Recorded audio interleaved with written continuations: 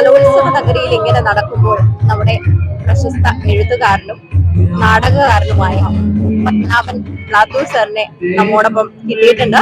നമുക്ക് അദ്ദേഹത്തോട് ചോദിക്കാം. കലോത്സവം ഇന്ന് 2ാം ദിനമാണ്.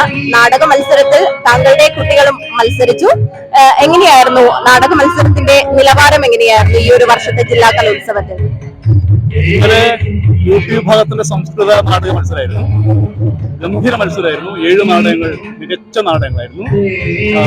മലയാള നാടക മത്സരങ്ങളാണ് സാധാരണ എപ്പോഴും നന്നായിരിക്കാം. പക്ഷെ ഈ വർഷം സംസ്കൃത നാടക മത്സരത്തിൽ നല്ല മത്സരമായിരുന്നു.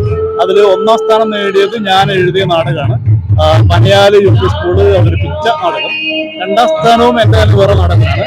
അത് കൊടലമുകുറു സ്കൂളാണ് ചെയ്തത്. ഇന്ന് യുപി മലയാള നാടക മത്സരത്തിലും നാടകമുണ്ട്. സമ്മാനം കിട്ടുന്ന പ്രതീക്ഷയുണ്ട്. ഓക്കെ, നാടകത്തിന്റെ കാര്യം പറഞ്ഞു. അപ്പൊ നമുക്ക് എഴുത്ത് ഇപ്പൊ നിലവിൽ ഏതെങ്കിലും കൃതി എഴുതുന്നുണ്ടോ? കവിത എഴുതുന്നുണ്ടോ? നാടകത്താണ്, അടിസ്ഥാനപരമായ നാടകത്താണ്. സങ്കടങ്ങളുടെ പുസ്തകം എന്നൊരു പുസ്തകം പാപ്പാത്തി പബ്ലിഷ് ചെയ്തിട്ടുണ്ട്. ഭൂമിയിലേക്കുള്ള ആകാശം എന്ന വേറൊരു നാടക സമാഹാരമുണ്ട്. ഈ നടപ്പ് എന്നൊരു കവിതാ സമാഹാരം സ്വാമി ഗഡ്കരിയുടെ പ്ലാവില ബുക്സ് ആണ് ചെയ്തത്. പുതിയ 3 പുസ്തകങ്ങളുടെ പണിപ്പുരയാണ്.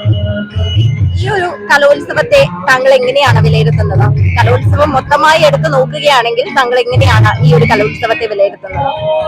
കുട്ടികളുടെ ഉത്സവം എന്ന രീതിയിൽ ഇത് ഗംഭീരമായ ഒരു പരിപാടിയാണ്. ഇപ്പോ ഞങ്ങള് സാധാരണ നാടകക്കാര്, ഞാൻ എല്ലാ ജില്ല മുതൽ ജില്ലാ സംസ്ഥാന കലോത്സവം വരെ എല്ലാ വർഷവും പോകുന്ന ആളാണ്. എല്ലാ വർഷവും സംസ്ഥാന കലോത്സവത്തിൽ നാടകം തുടങ്ങിയാൽ എല്ലാ നാടകങ്ങളും കണ്ടിട്ടേ മടങ്ങാറുള്ളൂ. ഈ വർഷവും ഗംഭീരമായ ഒരുക്കങ്ങളാണ് ഇവിടെയുള്ളത്. നല്ല അറേഞ്ച്മെന്റ്സ് ചെയ്തിട്ടുണ്ട്. മികച്ച രീതിയിലുള്ള സംഘടനമാണ്.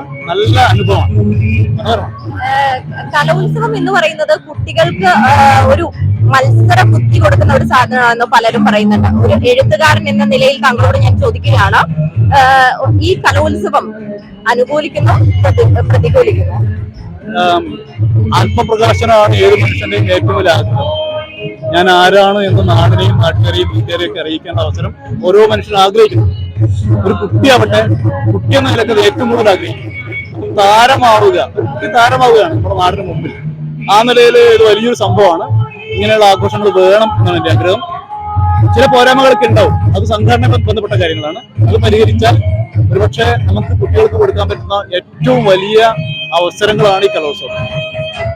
തങ്ങളുടെ സുഹൃത്താണ് ഇദ്ദേഹം നൃത്തകാരനാണ്. അദ്ദേഹത്തോട് തന്നെ നമുക്ക് ചോദിക്കാം. ഈ ഒരു കലോത്സവത്തിൽ നൃത്തമൊക്കെ കണ്ടല്ലോ, ഇന്നലെയും വന്നിരുന്നോ? ഇന്നലെ കുറച്ചു നേരം കുച്ചിപ്പുടി ഭരതനാട്യം. എങ്ങനെയുണ്ട് ഈ ഒരു ജില്ലാ കലോത്സവത്തിന്റെ നിലവാരം?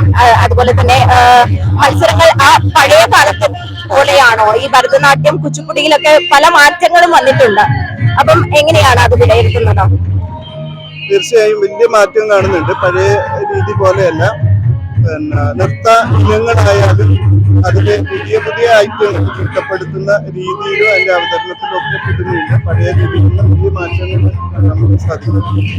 വളരെ ആസ്വാദ്യകരം തന്നെയാണ്. മത്സരം എന്നതിനപ്പുറം ഒരു പ്രേക്ഷകൻ എന്ന നിലയിൽ നമുക്ക് കാണികൾക്ക് ആസ്വദിച്ചു പോകേണ്ട ഒരു അവസരം തീർച്ചയായിട്ടും പുതിയ കലോത്സവം എന്നത് ഒരു നാടിന്റെ ഉത്സവമാണ്.